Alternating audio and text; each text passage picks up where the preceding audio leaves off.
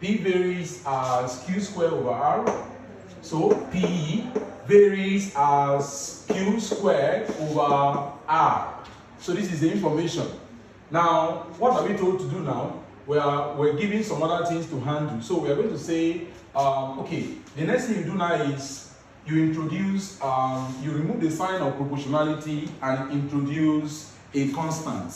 Like in my previous, if you have not watched my previous videos on direct and indirect variation, I encourage you to go and watch them before you come to this one for a proper and better understanding. Now look at this. So we are going to remove this sign of proportionality now. That is the next step. So remove it and replace it with an equality sign. So we're going to have P is equal to K multiplied by Q squared over R. Remember the question was not having Q from the beginning. So we introduced Q. So we want to I want to tell you now what the K stands for. So I will say what? Where K is equal to a constant. Where K is a constant. So I say where this K I'm talking about is a constant. Alright, so that's the rule. Every time you remove a sign of proportionality in variation and you change it to equality sign, you are meant to introduce something you are going to call a constant. Anything can be used as a constant. So we're going to have P is equal to, now if you multiply very well, you're going to get KQ squared all over R. So this is what we have now. Now the next thing that we're going to do now is to give you the value of P, the value of R, and the value of what? The value of Q. To enable you to find that constant that you introduce by yourself. Because they know that you are going to introduce a constant. Now, so let's go and fetch the value now. When P is 36, Q is 3. When P is 36, so when P is 36, we're going to say when P is equal to 36, what happened? Q is equal to 3. So we're going to have it as Q is equal to 3. So Q is equal to 3, and the last variable involved is R. So let me check for it. So R is equal to 4. So we're going to say and R is equal to 4. So these three variables, their values have been given to you to enable you find the constant that you introduce. So we are going to have it as I'm going to do a simple substitution now. You are going to have, so instead of P now, I'm going to write a 36 is equal to K multiplied by, instead of Q now, I write 3 raised to the power of 2, and then divide the answer by, instead of R now, I put 4. I hope you are following. Alright, I believe you are following. Please follow so that you'll be able to have a good and better understanding of what we are doing. Alright, now let me shift this a little so that we'll be able to solve solve the entire question. Now, let's go. We're going to have 36 is equal to, now, K multiplied by 3 raised to the power 2 means 3 times itself. So 3 times 3 is 9. So we're going to get 9 all over what? 4. So if you check this very well, you're going to have, if you multiply very well, you're going to have, if you multiply very well, you're going to have 36 is equal to, now, K times 9, you're going to get a 9K divided by what? By 4. So this is what you're going to have now. Now, what do you do lastly, or how do you continue with this? You're going to cross multiply in order for you to find the value of K. So if you do that, you're going to have 36 should multiply by 4, while 9K should multiply by 1. I hope you are following. So if you do that very well, you are going to have, let me take it off a little. So if you do that very well, you're going to have 36 multiplied by 4 is equal to 9K multiplied by 1. So the right hand side is not a problem at all, because anytime you multiply anything by 1, you are going to get that same thing. So 9K.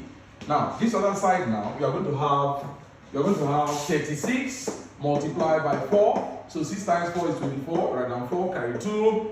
Then 4 times 3 is 12. plus 2, you're going to get 14. So that means that 36 multiplied by 4 will give you 144. All right, so you get a 144. Now, what you need to do from this point is to do what? You divide both sides by this thing that is attached to what? To the variable.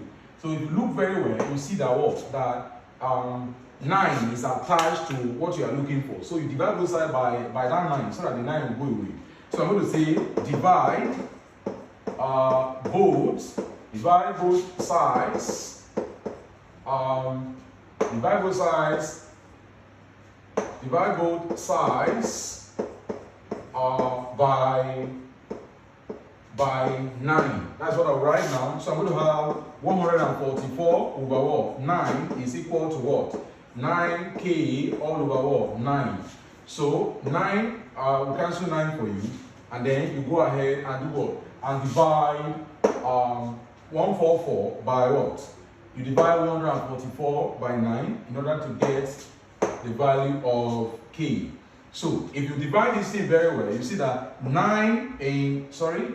if you divide very well, you see that 9 into itself is 1. Now 9 in 14, you're going to have 1, then remainder 5. So you're going to put the remainder 5 in front of this 4 here is going to become 56. So 9 in 56 is going to give you 6. 6 times 9 is going to give you 56, 54 rather. So that means that what? That 16 is equal to the value of k. 16 is equal to the value of k. You can confirm that by multiplying 16 by 9 and see if it will give you back your 144. That means that the value of k in this case, is 16. Now, what are you going to do now? There is something called the law that connects these variables. Now that you have found the value of k to be 16, what do you do now? You are meant to take this back, and that place where you introduce a constant, you take that 16 for the value of k and replace it. So this place now, you are meant to take that value of k that you just found, which is 16, and replace only k. So whatever you get back, the formula you are going to get back is what we call the law or the relationship, or we call it the formula, the law or the relationship that exists between P, Q, and R. So we're going to take this now. We're going to say, so first of all, we are going to find the law now that exists between,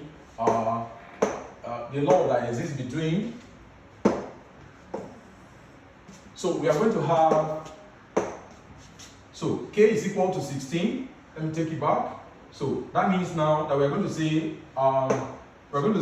the law or the formula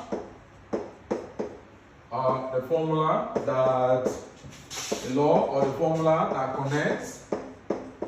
So the law or the formula that connects P, Q, and R will now be what? So you now say P is equal to, instead of K now, you write 16, and then you say Q squared all over what? All over R. So this thing that you have here now is what we call the relationship or the law or the formula that connects the variables, what? The three variables P, Q, and R. So any other question they are asking you should now be solved from this point, this place. Now, if you come back to the question now, you realize that they are not asking you something. They say calculate the value of what?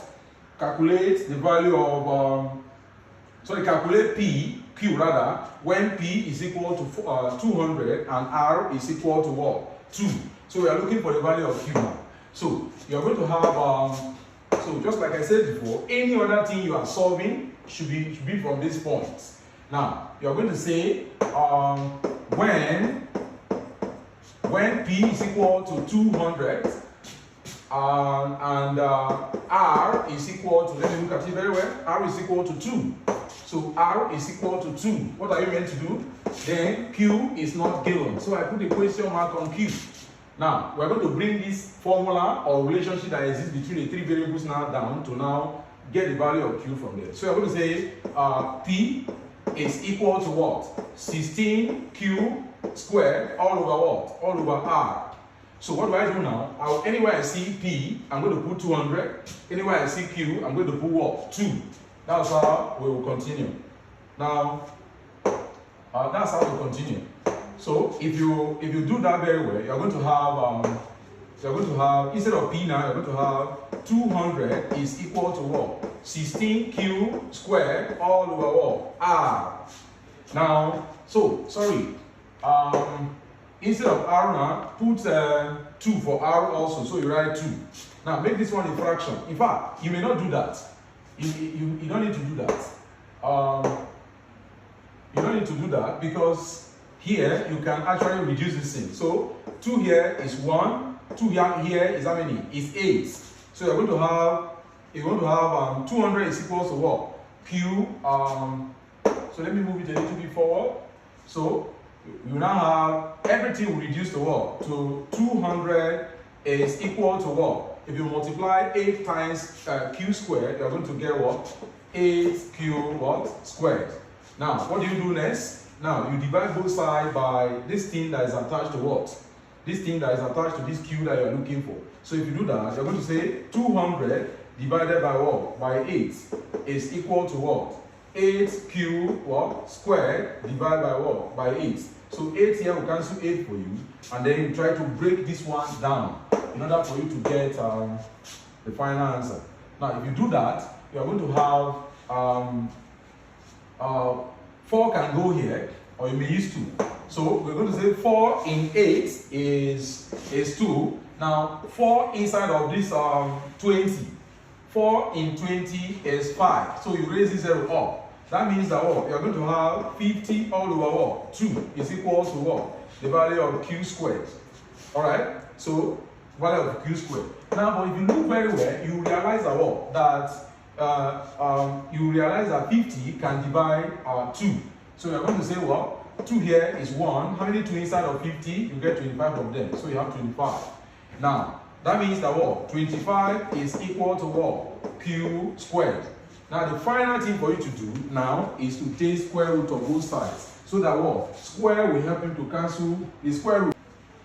Alright, so the last thing, the next thing to do now is to do what? Is to take square root of both sides so that square root will help you cancel this square that is on Q. You take square root of both sides. So let's do that now. You're going to say take square root of both sides. That's what you need to do now. So if you do that, you're going to have 25. You put the square root sign. Is equal to what? Q square. You put the square root sign. Now if you look at this very well, this square here, square root to cancel the square for you is gone. And then you now have what? You now have 5 is equal to what? Q. Now, what does it mean? What it means is that what? That we're going to say therefore Q is equal to what? Q is equal to 5. That's the meaning. In math, if you say x is equal to if you say 5 is equal to x, what it means is that x is equal to that same 5. So the value of Q is actually equal to what? It's actually equal to 5. What it means is that what? When, look very well, if you come back here, when if you return here, when P is equal to what? 200 and R is equal to 2. That means that the corresponding value of Q is meant to be what? 5. Alright? Thank you very much for watching this video to this end. But please, I want to give you something. You know, maths is a doing subject, right? So please, I want to give you a classwork. So please ensure you do the classwork and then you make sure you put the comments in what? Put your answer in the comment section. And also say something in the comment section also. I want to know how, whether you enjoyed the lesson or not, but I believe you enjoyed the lesson. So please, I have this now for you. This is for you. X, Y, and Z are related in such a way that X varies what? Directly as Y and inversely as what? Z. When Y is equal to 9, z is equal to 2. Find what? Number 1. Find the relation between x, y, and z.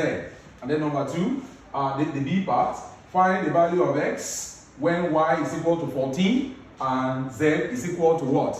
And z is equal to what? 12. So thank you very, very much for your patience and for your patience to the end. Please do well to like, to share, and to subscribe. God bless you. Thank you for watching.